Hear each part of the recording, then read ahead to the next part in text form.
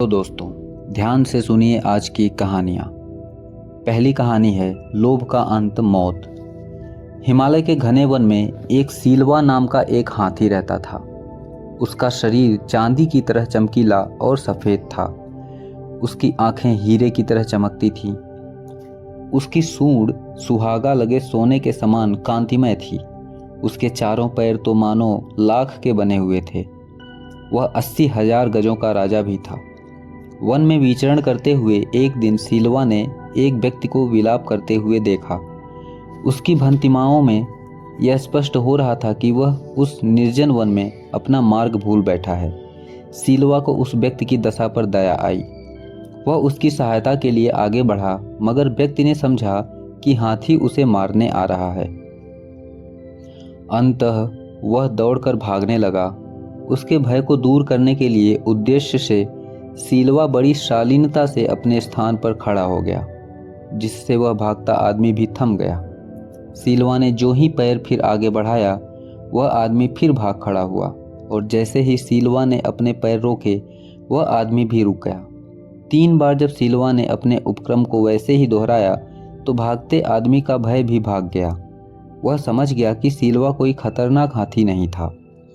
तब वह आदमी निर्भीक होकर अपने स्थान पर स्थिर हो गया। सीलवा ने तब उसके पास पहुंचकर उसकी सहायता का प्रस्ताव रखा। आदमी ने तत्काल उसके प्रस्ताव को स्वीकार किया। सीलवा ने उसे तब तक अपनी सूंड से उठाकर पीठ पर बिठा लिया और अपने निवास स्थान पर ले जाकर नाना प्रकार के फलों से उसकी स्वागत करने लगा। अंततः जब उस आदमी की भूख प्यास का निवारण हो गया, तो सीलवा ने उसे पुनः अपनी पीठ पर बिठाकर उस निर्जन वन के बाहर उसकी बस्ती के करीब लाकर छोड़ दिया। वह आदमी लोभी और कृतघ्न था। तत्काल ही वह एक शहर के बाजार में एक बड़े व्यापारी से हाथी दांत का सौदा कराया। कुछ ही दिनों में वह आरी आदि औजार और रास्ते के लिए समुचित भोजन का प्रबंध कर सीलवा के निवास स्थान की ओर। जब वह व्यक्ति सीलवा के सामने पहुंचा, तो सीलवा ने उससे पुनः आगमन का उद्देश्य पूछा। उस व्यक्ति ने तब अपनी निर्धनता को दूर करने के लिए उसके दांतों की याचना की। उस दिनों सीलवा दानशील होने की साधना कर रहा था, अतः उसने उस आदमी की याचना को सहर्ष स्वीकार कर लिया और उसकी सहायता के लिए घुटनों पर बैठ गया, ताकि वह उसके दांत काट सके। उस व्यक्ति ने शहर लौटकर सीलवा के दांतों को बेचा और उनकी भरपूर कीमत भी पाई, मगर प्राप्त धन से उसकी तृष्णा और भी बलवान होती गई। वह महीने भर में सीलवा के पास पहुंचकर उसके शेष दांतों की याचना कर बैठा। सीलवा ने उसे पुनः। कुछ ही दिनों बाद वह लोभी फिर से सीलवा के पास पहुंचा और उसके शेष दांतों को भी निकाल कर ले जाने की इच्छा जताई। दान परायण सीलवा ने उस व्यक्ति की इस याचना को भी सहर्ष स्वीकार कर लिया। फिर क्या था, क्षण भर में वह आदमी सीलवा के मसूड़ों को काट छेद कर उसके सारे दांत मसूल निकालकर अपने गंतव्य को तत्काल प्रस्थान कर गया। खून से लथपथ, दर्द से व्याकुल कराहता सीलवा फिर जीवित न रह सका और कुछ समयोपरांत दम तोड़ गया। लौटता लोभी जब वन की सीमा भी पार नहीं कर पाया था, तभी धरती अचानक फट गई और वह आदमी काल के गाल में समा गया। तभी वहां वास करती हुई एक वृक्ष यक्षिणी ने गाना गाया। मांगती है तृष्णा और मिटा नहीं सकता जिसकी भूख को सारा संसार। दूसरी कहानी है भक्षक से बड़ा रक्षक। सुबह का समय था। ठंडी ठंडी हवा बह रही थी। मगध के राजकुमार सिद्धार्थ राजमहल के बाग में घूम रहे थे। राजकुमार को लोग प्यार से गौतम पुकारते थे। उसके साथ उनका चचेरा भाई देवदत्त भी था। गौतम बहुत दयालु स्वभाव के थे। वे पशु पक्षियों से प्यार करते थे, पर देवदत्त कठोर स्वभाव का था। पशु पक्षियों के शिकार में उसे बड़ा आनंद मिलता था। बाग बहुत सुंदर था। तालाब में कमल खिले हुए थे। फूलों पर रंग बिरंगी तितलियां मंडरा रही थीं। पेड़ों पर चिड़ियां चहचहा रही थीं। राजकुमार गौतम को देखकर बाग के खरगोश और हिरन उनके चारों ओर जमा हो गए। गौतम ने बड़े प्यार से उन्हें हरी भरी घास खिलाई। उसी बीच देवदत्त ने एक तितली पकड़ उसके पंख काट डाले। गौतम को बड़ा दुख हुआ। यह क्या देवदत्त, तुमने तितली के पंख क्यों काटे? मैं इसे धागा बांध कर नचाऊंगा, बड़ा मजा आएगा। देवदत्त हंस रहा था। नहीं देवदत्त, यह ठीक बात नहीं है।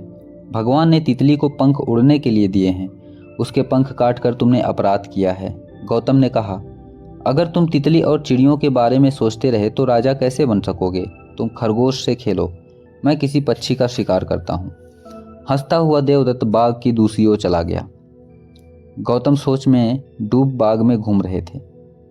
तभी आकाश में सफ़ेद हंस उड़ते हुए दिखाई दिए। सारे हंस पंक्ति बनाकर उड़ रहे थे। उनकी आवाज़ समझ पाना संभव नहीं था। ऐसा लग रहा था वे खुशी के गीत गा रहे हैं। गौतम हंसों से प्यार से देख रहे थे। अचानक हंस चीख पड़े। हंसों की पंक्ति टूट गई थी। अचानक खून से लथपथ एक हंस गौतम के पांवों के पास आ गिरा। हंस के शरीर में एक बाण लगा हुआ था। घायल हंस कष्ट से कराह रहा था। गौतम को लगा मानो हंस उनसे दया की भीख मांग रहा हो। हंस के कष्ट से गौतम को बहुत दुख हुआ। वे सोचने लगे, कुछ देर पहले यह हंस कितना खुश था, अपने साथियों के साथ गीत गाता आकाश में उड़ रहा था। एक बाघ ने इसके साथियों से अलग कर दिया। यह अन्याय किसने किया। गौतम ने बड़ी सावधानी से उसके शरीर से बाण बाहर निकाल दिए। उसके घाव को धोकर साफ किया। प्यार पाकर हंस ने गौतम की गोद में सिर छिपा लिया। तभी बाग के दूसरी ओर से देवदत्त तेजी से दौड़ता हुआ आया। उसे आता देख हंस डर से सिहर गया। गौतम के पास आकर देवदत्त ने तेज आवाज में कहा, सिद्धार्थ, यह मेरा हंस है।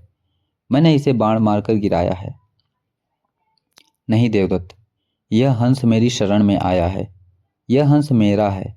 गौतम ने शांति से जवाब दिया। बेकार की बातें मत करो गौतम, मैंने इसका शिकार किया है। हंस मुझे दे दो, देवदत्त ने गुस्से में कहा। मैं यह हंस तुम्हें नहीं दूंगा देवदत्त, मैंने इसे बचाया है। इस हंस पर तुम्हारा कोई अधिकार नहीं है। गौतम अपनी बात पर अटल थे। गौतम और देवदत्त के बीच बहस छिड़ गई। दोनों ही अपनी बात पर अड़े थे। अंत में देवदत्त ने कहा, ठीक है, चलो महाराज के पास, वे ही इसका न्याय करेंगे। दोनों बालक गौतम के पिता महाराज शुद्धोधन के पास पहुंचे। देवदत्त पर बहुत क्रोध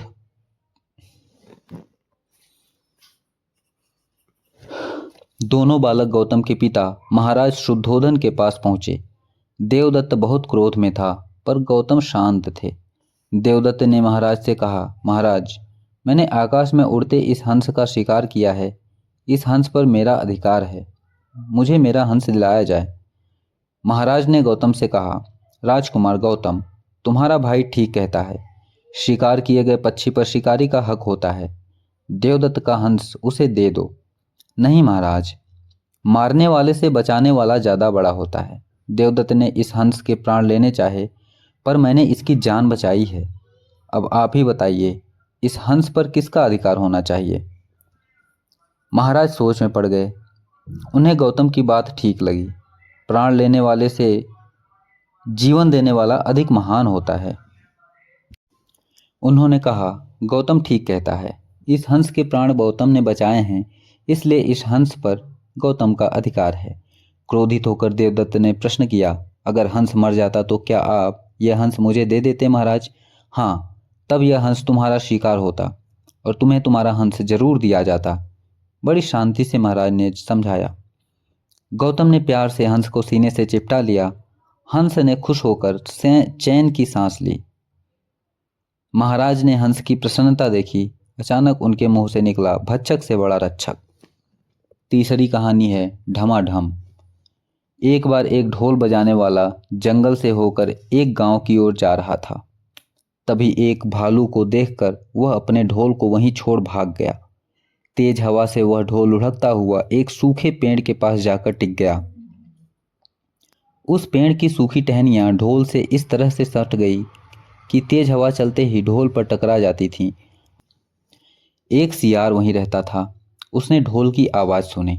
वह बड़ा भयभीत हुआ। ऐसी आवाज़ बोलते पहले किसी जानवर की नहीं सुनी। वह सोचने लगा कि यह जानवर कैसा है जो ऐसी जोरदार बोली बोलता है, ढमाढम। सियार छिपकर ढोल को देखता रहा, यह जानने के लिए कि वह जीव उड़ने वाला है या चार टांगों वाला। एक दिन सियार झाड़ी के पीछे छुपकर ढोल पर नजर रखता था।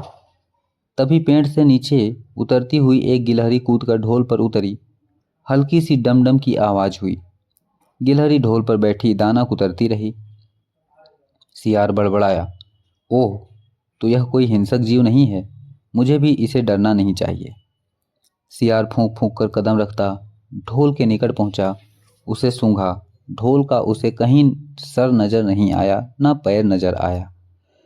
तभी हवा के झोंके से टहनियां ढोल से टकराई। ढम की आवाज हुई। सियार उछलकर पीछे जा गिरा।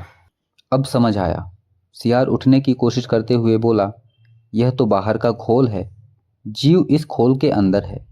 आवाज बता रही है कि जो कोई जीव इस खोल के भीतर रहता है वह मोटा ताजा होना चाहिए, चर्बी से भरा। तभी ये ढमढम की जोरदार आवाज बोलता है। अपनी माद में घुसते हुए सियार बोला, ओ सियारी, दावत खाने के लिए तैयार हो जा, एक मोटे ताजे शिकार का पता लगा कर आया हूं। सियारी पूछने लगी, तुम उसे मारकर क्यों नहीं लाए? सियार ने उसे झड़की दी, क्योंकि मैं तेरी तरह मूर्ख नहीं हूं। वह एक खोल के भीतर छिपा बैठा है। खोल ऐसा है कि उसमें दो तरफ सूखी चमड़ी के दरवाजे हैं। मैं एक तरफ से हाथ डाल उसे पकड़ने की कोशिश करता, वह दूसरे दरवाजे से भाग। चांद निकलने पर दोनों ढोल की ओर गए। जब वे निकट पहुंच ही रहे थे कि फिर हवा से टहनियां ढोल पर टकराई और ढमढम की आवाज निकली। सियार सियारी के कान में बोला, सुनी आवाज, जरा सोच, जिसकी आवाज ऐसी गहरी हो वह खुद कितना मोटा ताजा होगा। दोनों ढोल सीधा कर उसके दोनों ओर बैठे और लगे दांतों से दोनों ओर कुतरने लगे। जैसे ही चमड़ियां कटने लगी, सियार बोला, होशियार रहना, एक साथ हाथ अंदर डाल शिकार को दबोचना है।